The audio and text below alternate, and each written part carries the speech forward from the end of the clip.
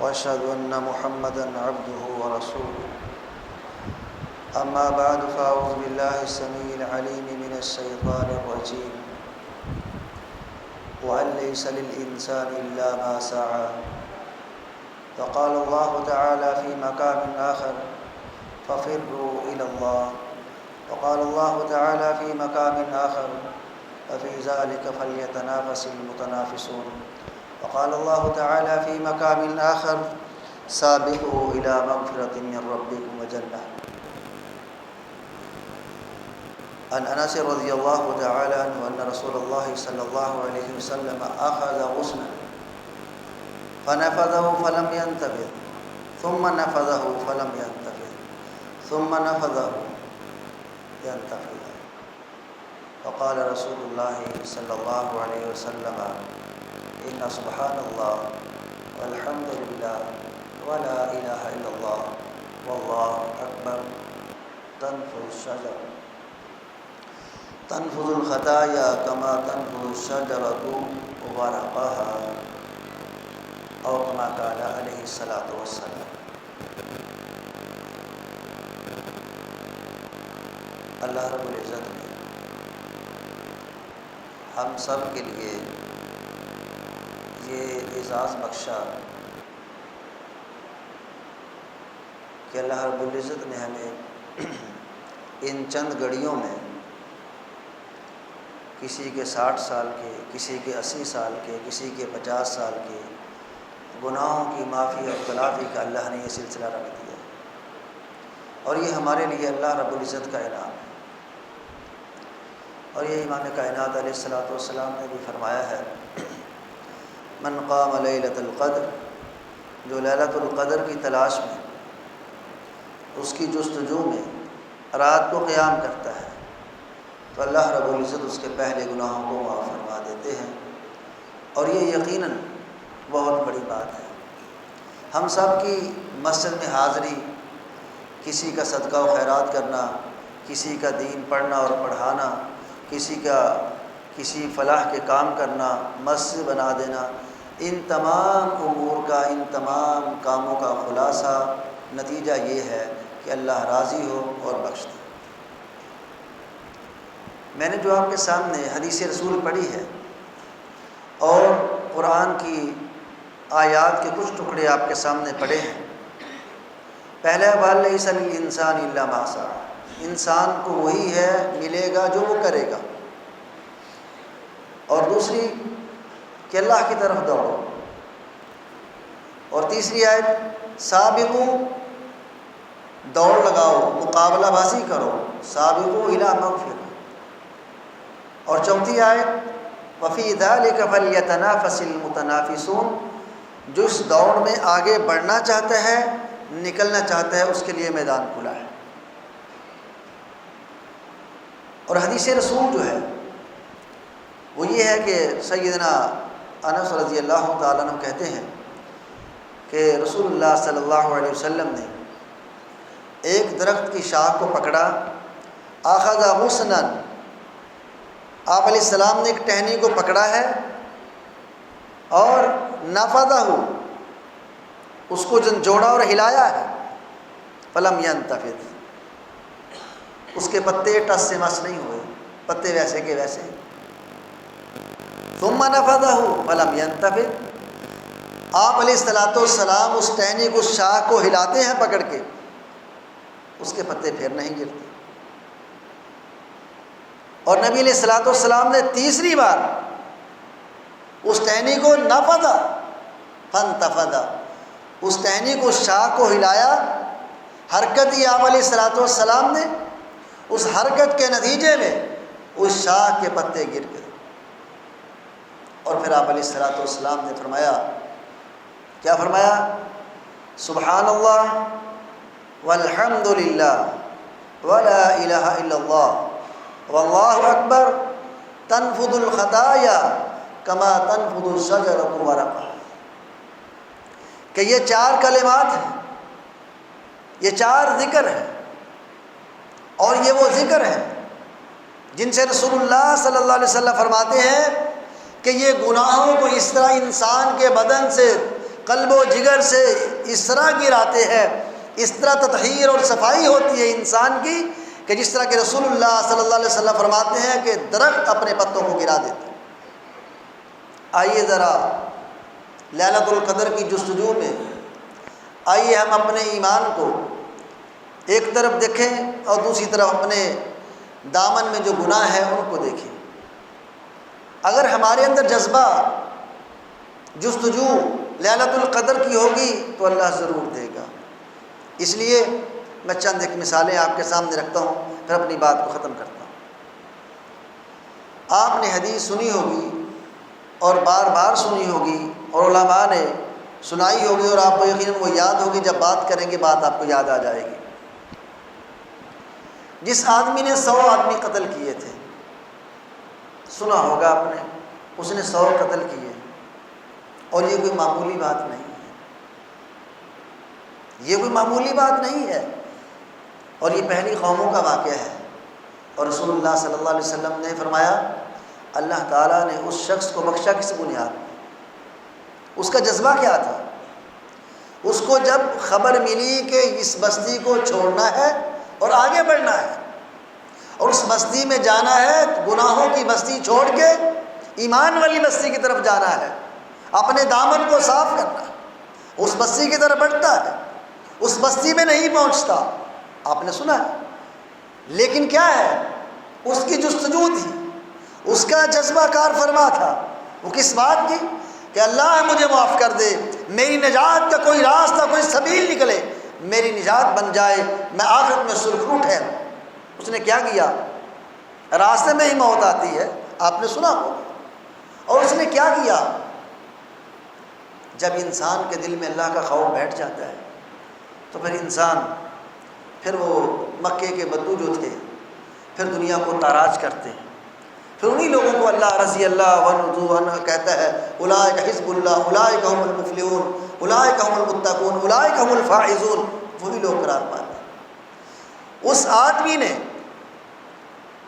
دوڑ لگائی، یوں سمجھ لیں کہ جب موت کا وقت قریب آیا، فرشتے اجل لے کے جا رہا ہے جان کو، اور وہ آدمی سینہ تان کے آگے کی طرف بستی کی طرف دوڑتا ہے، نیک لوگوں کی بستی کی طرف۔ کیوں؟ کہ شاید اس میرے آگے بڑھنے سے، میرے قدم بڑھانے سے، سینہ تان کے آگے گرنے سے ممکن اللہ تعالیٰ میری نجات کا ذریعہ بنا دے۔ تو رسول اللہ صلی اللہ علیہ وسلم نے فرمایا، لمبی حدیث ہے کہ اس کی نجات ہو، جذبہ تھا کہ اللہ معاف کر دے، اور معافی ملی ہے اس کو۔ آئیے دوسرا ایک بخاری کا واقعہ دیکھتے ہیں، یہ بھی سنا ہوگا آپ نے اور بار بار سنا ہوگا۔ جب انسان کے اندر اللہ سے معافی کا جذبہ بن جاتا ہے تو پھر اللہ بندوں کو معاف کرتا ہے۔ دوسرا یہ شخص ہے جس کے بارے میں آتا ہے کہ جب اس انسان کی لمح احتضر، جب اس کی موت واقع ہونے والی ہے، اور اپنے ممن کان قبلکم، جو پہلے لوگوں میں تھا، محمد علیہ الصلوۃ والسلام کی امت سے نہیں تھا، ممن کان پہلے لوگوں میں سے، موت کا وقت قریب آیا، اپنی اولاد کو وہ جمع کرتا ہے اور کیا کہتا ہے؟ کہتا بیٹو میرے ساتھ مجھے جلانا اور ہما مجھے جلا کے راکھ کر دینا، اور پھر اس راکھ کو اچھی طرح پیس دینا۔ پیسنے کے بعد کیا ہے کہ جب ہوا آئے، یوم ریح، ہوا کا دن ہو، اس ہوا میں میری کچھ خاک کو یا میری جو راکھ ہے اس کو اڑا دینا، اور کچھ کو میری سمندر میں ڈال دینا، اور اگر اللہ نے قدرت پالی تو اللہ مجھے عذاب دے دے گا، لہذا میرے بچوں یہ میری نصیحت پہ عمل کرنا۔ یہ سنا واقعہ؟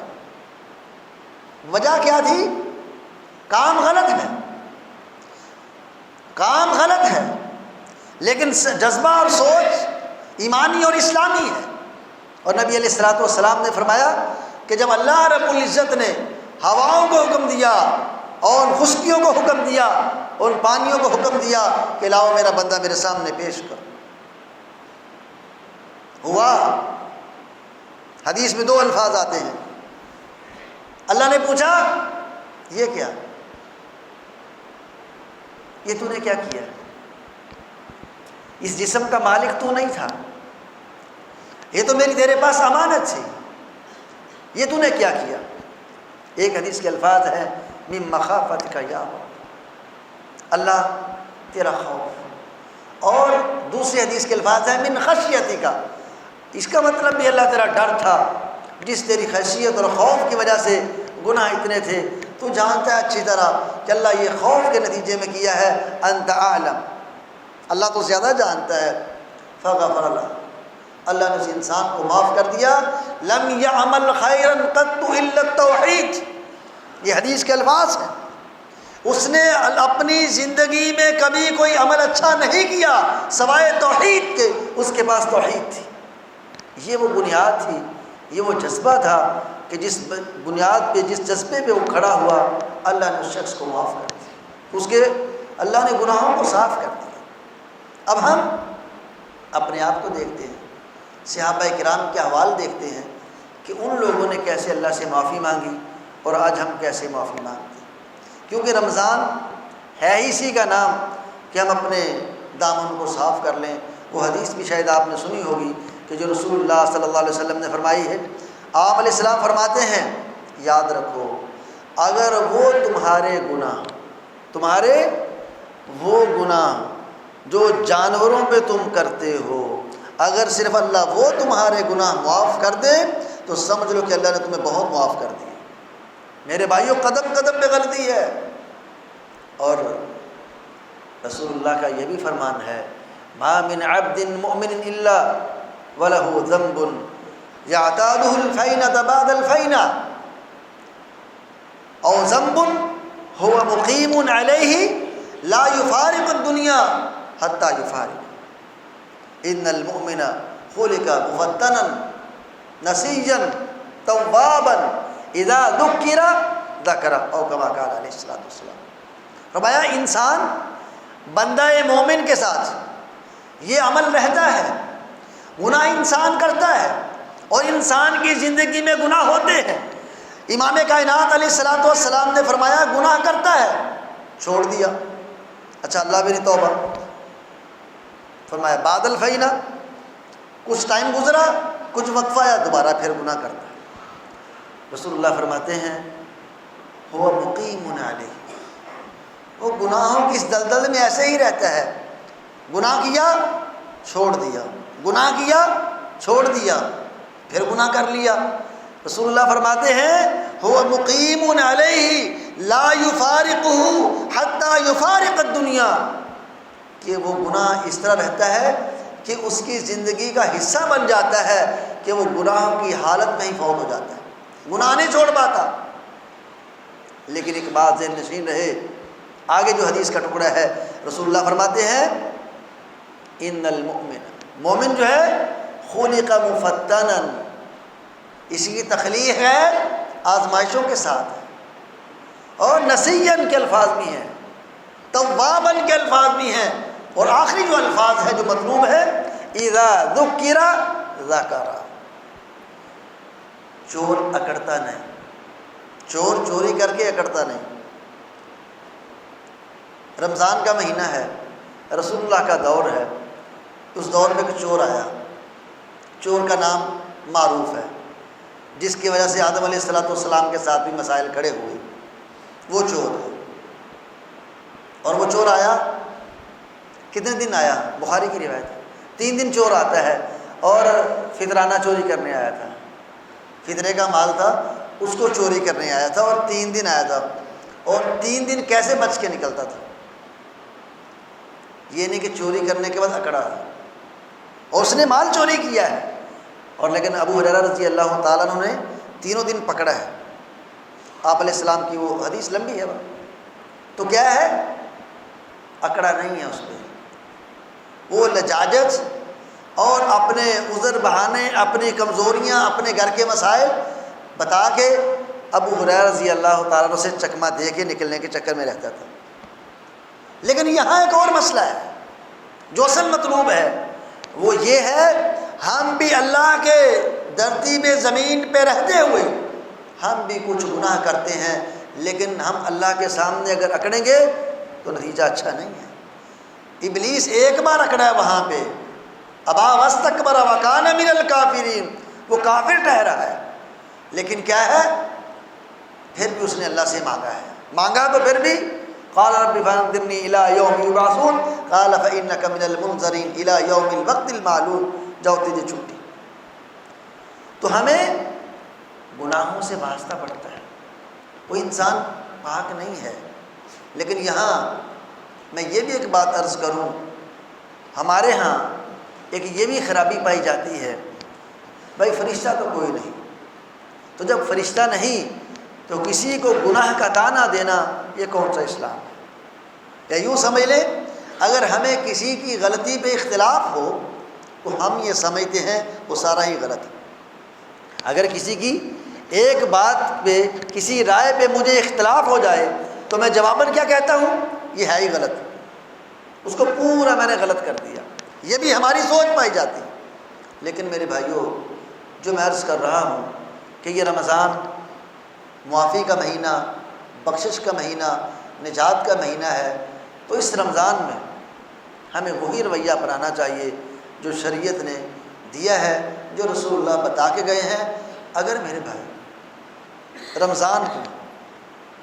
رمضان کے 30 روزے یا 29 روزے رکھنے کے بعد اگر میرے دل سے، جس طرح کہ وہ حدیث ایک پیش کی جاتی ہے، جو بندہ پیر اور جمعرات کے روزہ رکھتا ہے اور ہر ایام 20 کے روزے رکھتا ہے، چاند کے روزے، فرمایا یذھبن وحر صدری، انسان کے سینے کا جو کینہ ہے یہ روزے ختم کر دیتے ہیں۔ تو وہ 3 روزوں کی بات ہے، یہاں تو 30 روزوں کی بات ہے، وہاں 3 روزے ہیں، یہاں 30 روزے ہیں۔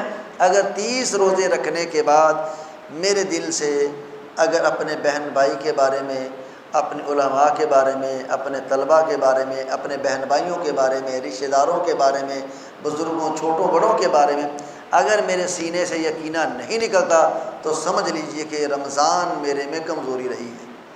اور یہ ہمارے اندر عموماً پایا جاتا ہے۔ اس وقت ہماری یہ اجتماعی کیفیت ہے اور یہ اتنی خطرناک ہے۔ اس وقت ہم وہ مسلمان ہیں جو میں نے پہلے بھی یہاں ایک مثال عرض کی تھی، ہم اپنا ATM کارڈ بھی دیتے ہیں، اس کا پن کوڈ بھی دیتے ہیں، اور بعد میں پھر کہتے ہیں جی چوری ہو گئی۔ میرے بھائی، ہماری نیکیاں بھی، ہم اوروں کے بارے میں گفتگو کرتے ہیں، ہماری نیکیاں چلی جائیں گی۔ تو میں عرض کر رہا تھا، رسول اللہ نے فرمایا کہ یہ عمل سبحان اللہ، الحمدللہ، اللہ اکبر، لا الہ الا اللہ، یہ 4 کلمات ہیں، یہ گناہوں کو صاف کر دیتے ہیں۔ ہماری زبانوں پہ یہ 4 کلمات ہوں، اور اس کے علاوہ بھی رسول اللہ صلی اللہ علیہ وسلم نے اور بہت سارے وظائف اور چیزیں بتائی ہیں جس سے انسان کے گناہ صاف ہو۔ لیکن یہاں ایک بات اور ذہن نشین بھی رہے، ہم اس کو نوٹ بھی رکھیں، یہ نہیں کہ گناہوں کا مطلب ہے دیدہ دلیری کرنا، سینہ تان کے کرنا۔ لیکن میرے بھائی یاد رکھیں، حدیث ایک بیان کرنے کا مقصد دین پورا بیان نہیں ہے، پھر اس حدیث کو بھی آپ بیان کریں جو رسول اللہ نے فرمایا ہے کل امتی معافن الا المجاہرین، میری امت کو سب کو اللہ معاف کر دے گا، لیکن جو اعلانیہ اور سینہ تان کے گناہ کرتے ہیں اللہ ان کو معاف نہیں کرے گا۔ یہ حدیث بھی ہے۔ اور اس حدیث کو بھی اگر پڑھ لیں کہ پیشاب کے قطروں سے، بھئی میرا پیشاب میری مرضی کہہ سکتے ہیں، لیکن رسول اللہ صلی اللہ علیہ وسلم نے فرمایا ہے قبر سے گزرتے ہیں، فرمایا کہ ان کو بہت بڑے کاموں کی وجہ سے عذاب نہیں ہے، یہ پیشاب کے قطروں سے، چھینٹوں سے نہیں بچتا تھا، لہذا اس کی وجہ سے اس کو عذاب ہو رہا ہے۔ یہ سارے معاملات اللہ کی مشیت پہ ہیں، اللہ کی رحمت پہ ہیں۔ اللہ چاہے تو انشاء عذب، انشاء غفر، چاہے تو معاف کر دے، چاہے تو عذاب دے، یہ اختیار اس کا ہے۔ جنت اس کی، جہنم اس کی، یہ نظام اس کا ہے، اس کی ثوابدید پہ ہے۔ کسی کو چاہے تو پانی پلانے پہ بخش دے، کسی کو چاہے تو بلی کو مارنے کی وجہ سے جہنم میں ڈال دے، یہ نظام اس کا ہے۔ لیکن ہمیں کیا کرنا ہے؟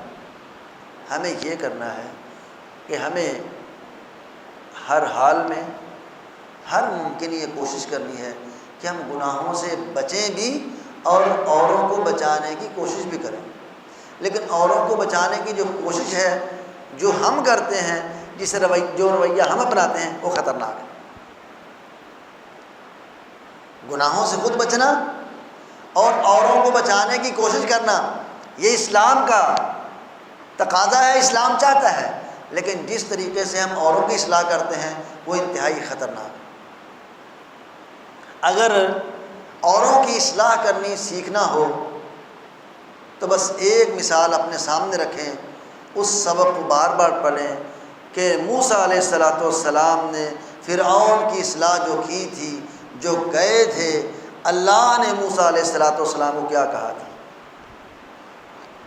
ہم کہتے ہیں سبحان ربی الاعلیٰ، فرعون کہتا تھا انا ربکم الاعلیٰ فاخذہ اللہ نکال الآخرۃ والاولیٰ ان فی ذلک لعبرۃ لمن یخشی انتم اشد خلقا ام السماء۔